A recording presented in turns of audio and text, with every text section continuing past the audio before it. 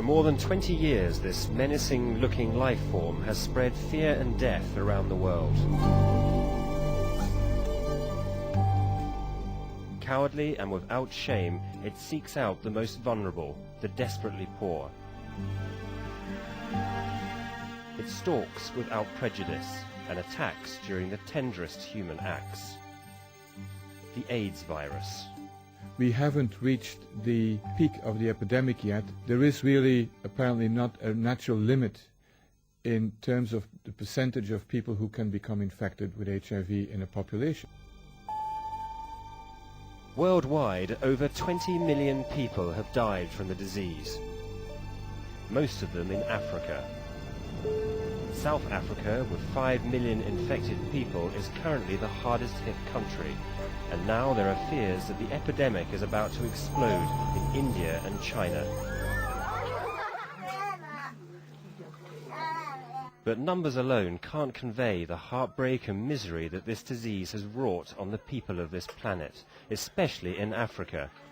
Because in the poorest places, it's not only the stricken who suffer.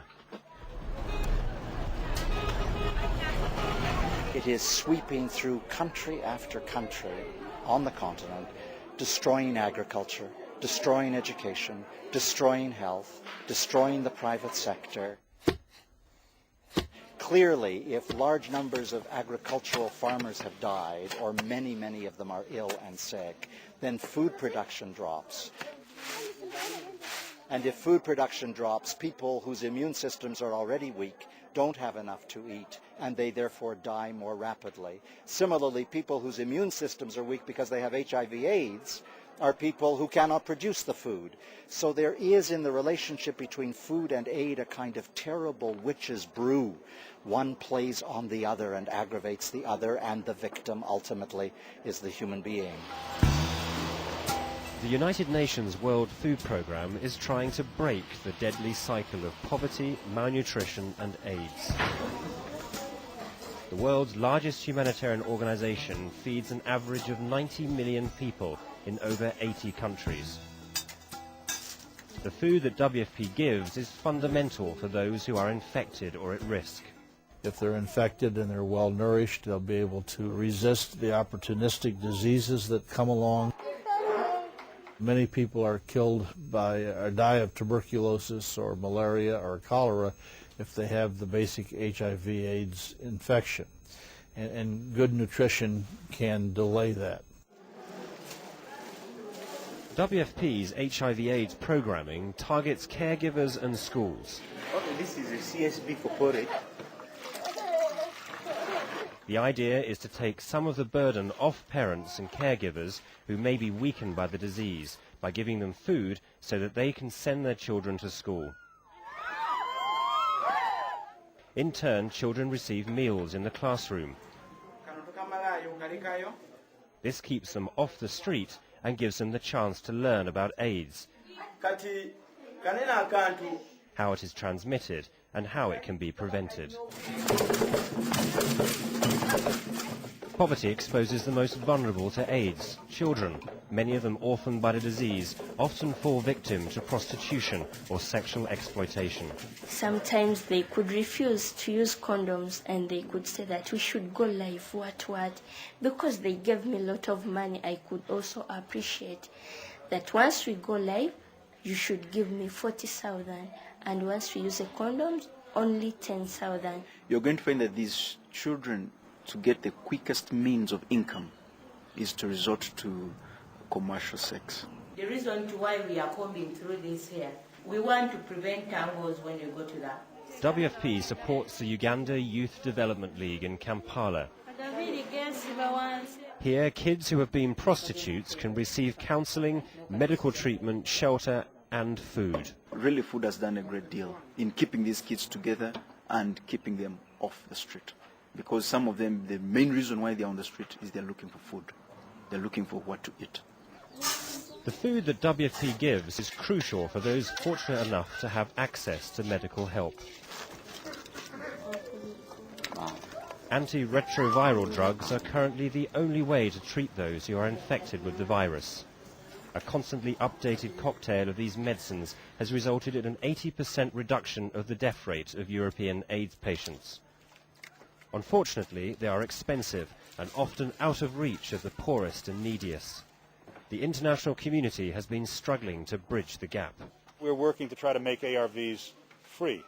But if you are going to be able to take ARVs, antiretroviral drugs, you have to be well nourished for the drug to work. You can't take them on an empty stomach, and you can't take ARVs if you're malnourished. So nutritional support, if you will, is a precursor to being able to introduce ARVs into the fight against AIDS.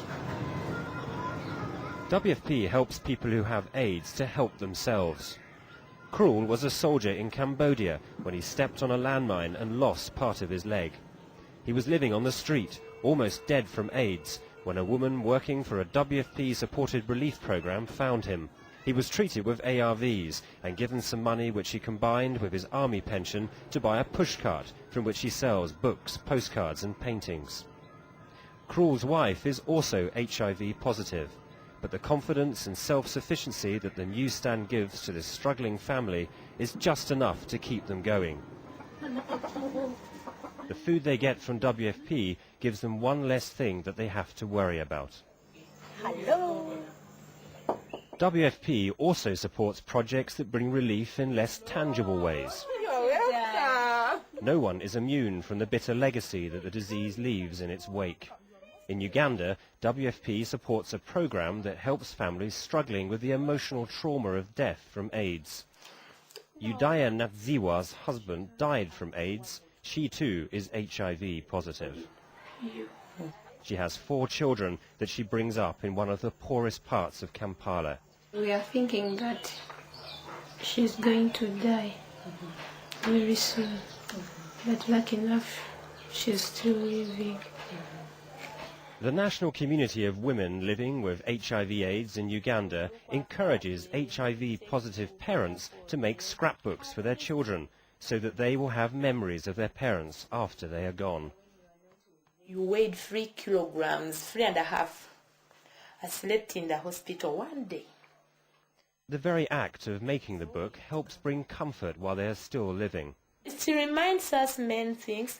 It makes me to love my children. You know, I used to think that my children, they are mature enough. But when I came to write this book, I knew that they are still my children. They still need my support, and I'm supporting them. I'm sure I won't die before fulfilling the plans. People living with AIDS need help from all sectors of society. But for those who lack even the basics, there is little hope for relief. Fortunately, the World Food Programme is there to give them a chance. Everybody understands that the link between food and AIDS is inextricable. On the one hand, the absence of food wrecks human destruction. On the other hand, the presence of food makes life possible.